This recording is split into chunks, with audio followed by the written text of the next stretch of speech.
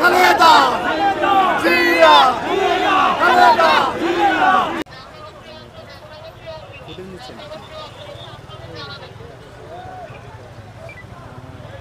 দর্শক আপনারা দেখছেন যে খালেদা জিয়ার যে গাড়িবহর, সেই গাড়িবহরের প্রথম গাড়িটি কিন্তু আমরা দেখছি এরই মধ্যে রওনা দিয়েছে এবং বাসভবন ফিরোজা থেকে খালেদা জিয়ার গাড়িবহর রওনা দিয়েছে। কিছুক্ষণের মধ্যেই আমরা আপনাদের দেখাতে পারবো খালেদা জিয়ার সামনে যে গাড়িটি যাচ্ছে সেটি আমরা আপনাদের কিছুক্ষণের মধ্যেই দেখাতে পারবো।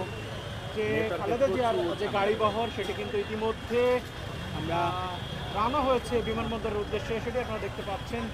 এই গাড়িবহরের যে গাড়িগুলো সেটি দেখছি একে একে এই বাসভবনের সামনের দিকে ছেড়ে যাচ্ছে বিমানবন্দরের উদ্দেশ্যে। সেখানে আসলে 8টা নাগাদ বের হওয়ার কথা ছিল বেগম খালেদা জিয়ার এবং রাত 10টা নাগাদ কিন্তু তার এই একে একে আসলে গাড়ি বের হচ্ছে, পুলিশ, সেনাবাহিনী সহ বিভিন্ন আইন শৃঙ্খলা রক্ষাকারী বাহিনীর প্রটোকল রয়েছে এখানে।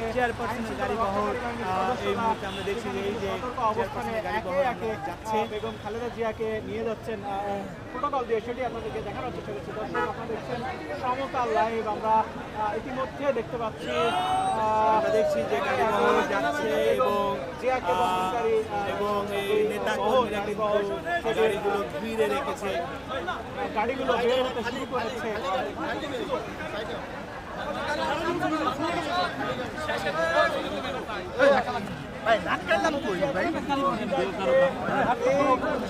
আশেপাশের এলাকায় নেতাকর্মীদের ঢল নেমেছে, সেই ঢল আসলে এই যে তার গাড়িবহর সেটা কিন্তু বিমানবন্দরের দিকে এগিয়ে আসছে। দর্শক দেখছেন খালেদা জিয়াকে বিদায় জানাতে নেতাকর্মীদের ঢল নেমেছে খালেদা জিয়ার গাড়িকে ঘিরে।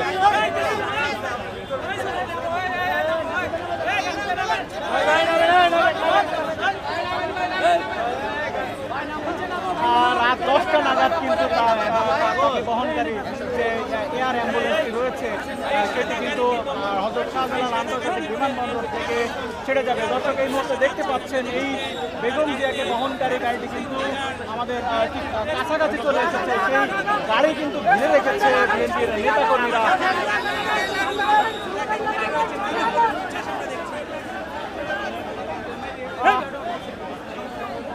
বেগম জিয়াকে বহনকারী গাড়িটি কিন্তু অতিক্রম করছে, দর্শক সেটি ঘিরে রেখেছে নেতাকর্মীরা।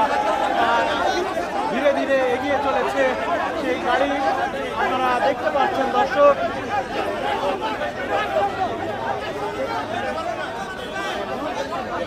নেতাকর্মীদের ঢলে কিন্তু গাড়িটি সামনে যেতে বেগ পেতে হচ্ছে।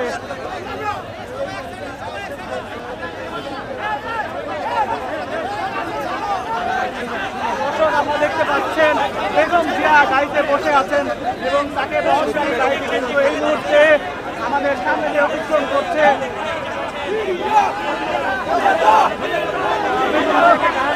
গাড়ি কিন্তু এই মুহূর্তে অতিক্রম করছে। দর্শক আপনারা দেখতে পাচ্ছেন এই গাড়িতে করেই বেগম জিয়া বিমানবন্দরের উদ্দেশ্যে এগিয়ে চলেছেন।